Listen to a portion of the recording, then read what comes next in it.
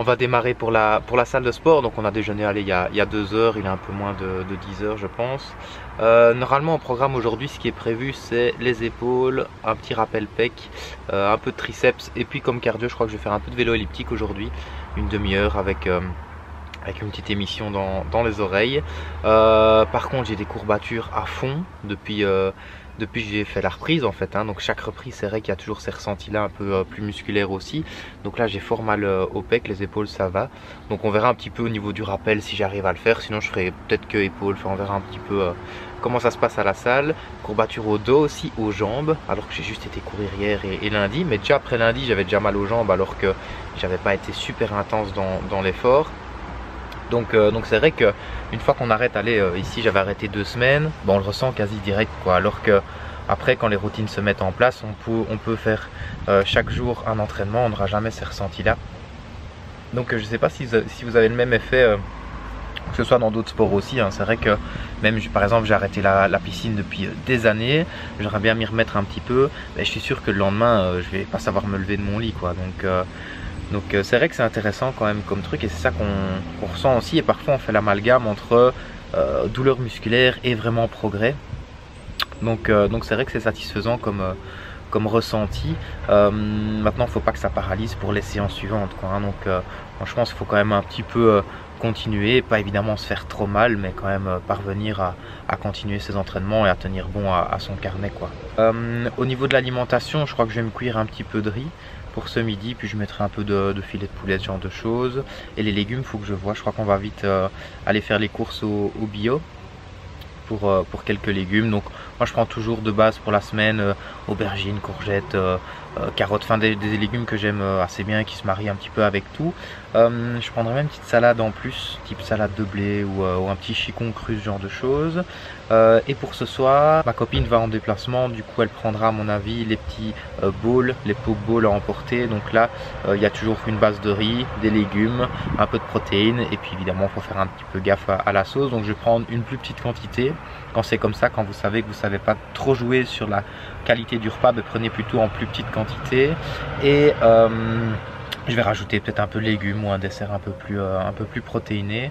Comme ça j'aurai assez à manger, mais je dépasserai pas non plus mes apports. Parce qu'effectivement dans ce genre de préparation, ils rajoutent beaucoup de féculents. On n'a pas toujours le contrôle sur comment évidemment c'est cuisiné, sur la sauce qu'ils mettent, etc. Donc alors jouez sur la quantité, vous avez moins dans votre assiette et puis compensez par autre chose. Donc si possible un petit bol de potage avant ou un petit peu de légumes en plus que vous pouvez même rajouter dans le plat. Ça c'est peut-être ce que je vais faire, je vais peut-être couper un petit chicon, mettre en plus dedans. Ou prendre un petit dessert plus protéiné ou moins sucré quoi. Comme ça vous avez assez niveau satiété, mais vous dépassez pas vos apports.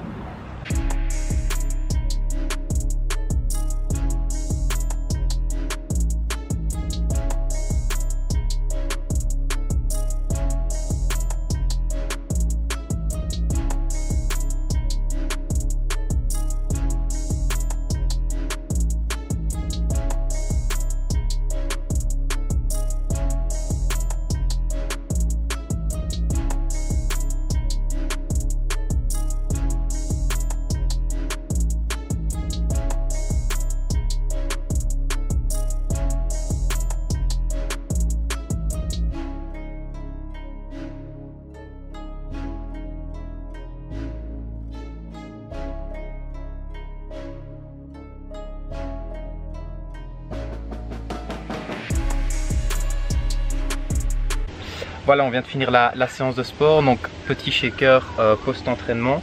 Donc pour ceux qui savent pas c'est quoi les shakers de protéines, c'est de la protéine qui est déshydratée et donc au final ça nous assure un apport en protéines qui est quand même ici pour une portion de 40 grammes de poudre en plus du lait, je suis à 35 grammes de protéines, quelque chose comme ça. Donc c'est question de facilité. Vous savez qu'après un entraînement c'est toujours bien de recharger, hein, que ce soit en glucides, en protéines, etc.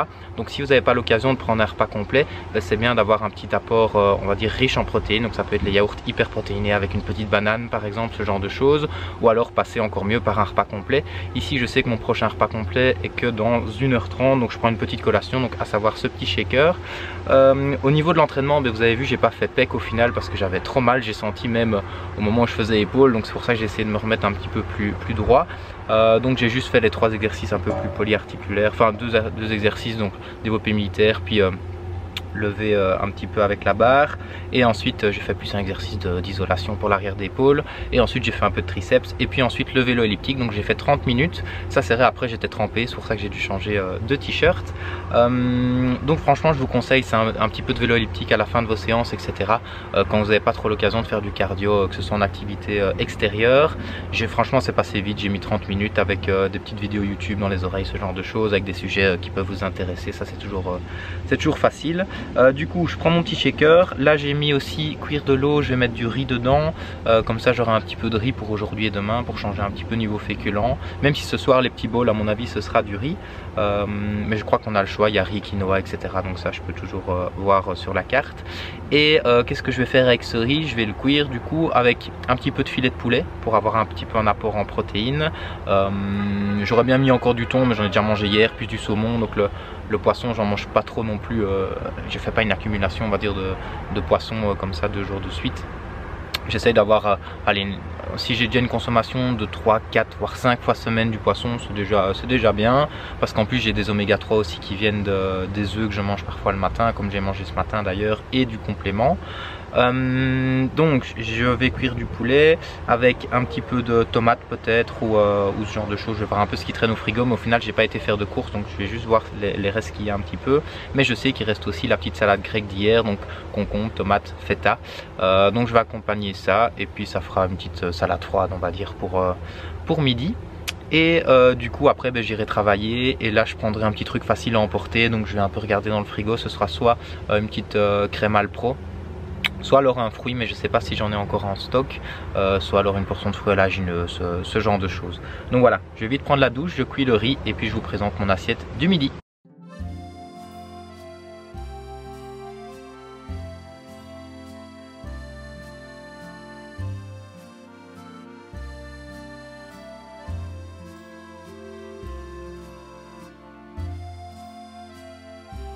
Du coup, ce que j'ai fait pour ce midi, j'avais cuit du riz, donc je l'ai laissé un petit peu refroidir. J'ai rajouté un petit peu de filet de poulet au curry, un petit peu de jambon, concombre, tomate, feta et un petit peu de vinaigre balsamique. Et du coup, on a une bonne petite salade froide avec des glucides, des protéines et un peu de lipides. Bon appétit!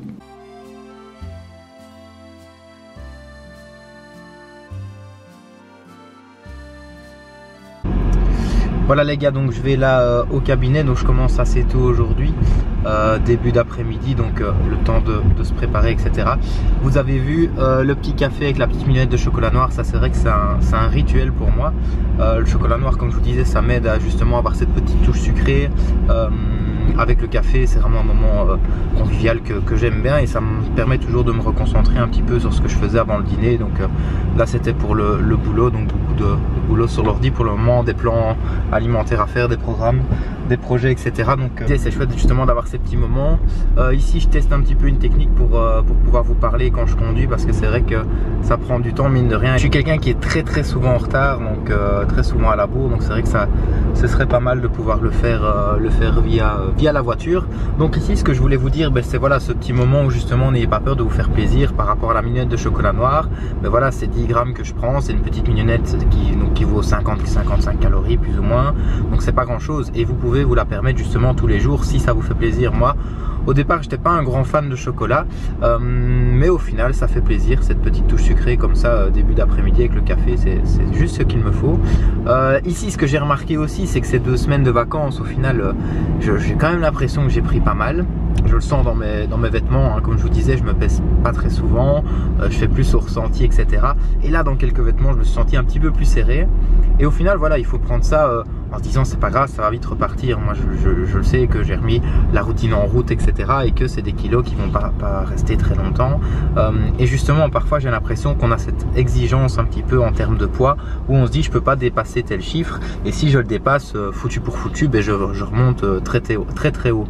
Alors que dans la vie, enfin comme vous le savez, dans la vie générale, il y a parfois des hauts, il y a parfois des bas un petit peu au niveau de notre humeur, etc.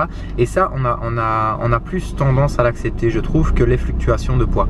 Or les fluctuations de poids, il faut prendre ça parfois avec recul en se disant ben voilà, il y a eu une période comme ça, moi c'était ma période de vacances ici de 2 semaines où j'étais quasi tous les jours au resto, où j'ai bu quasi des apéros quasi tout le temps, où voilà, j'avais moins de contrôle aussi, et les choix que je faisais, je les faisais consciemment en me disant voilà, je me fais plaisir, je relâche un peu la pression, c'était un lâcher prise, c'est les vacances, pas de travail, pas de rigueur dans la diète, pas de rigueur dans le sport. J'ai fait tout vraiment à l'envers par rapport à l'objectif, on va dire, de maintien de poids.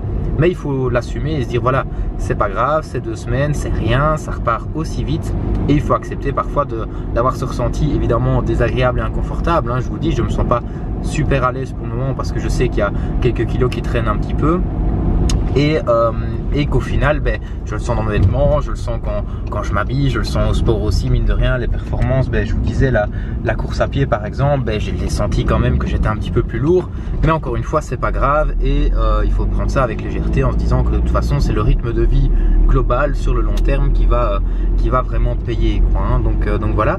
Au niveau de l'organisation ici pour la bouffe pour aujourd'hui, donc comme je vous ai dit, ben, le petit repas classique ce midi qui m'a très bien goûté, franchement parfois c'est tout bête, mais quelques légumes, un peu de riz, un peu de poulet, ben, l'affaire est faite et c'est super bon, quoi, hein. Donc n'hésitez pas à mettre des petites sauces comme ça qui ne sont pas trop caloriques, c'est-à-dire ben, ici j'avais mis vinaigre balsamique, ça peut être aussi par exemple, moi je sais que j'aime bien aussi la sauce soja salée, ou alors faites une petite sauce maison à base d'huile riche en oméga 3, type l'huile de lin, l'huile de colza, l'huile de noix, ce genre de choses. Faites une petite mayonnaise maison.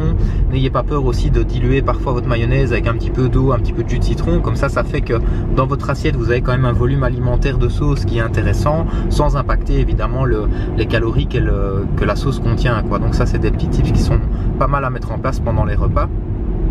N'hésitez pas aussi sur les épices, ça on sous-estime parfois l'impact de ces épices par rapport à la gustativité, etc.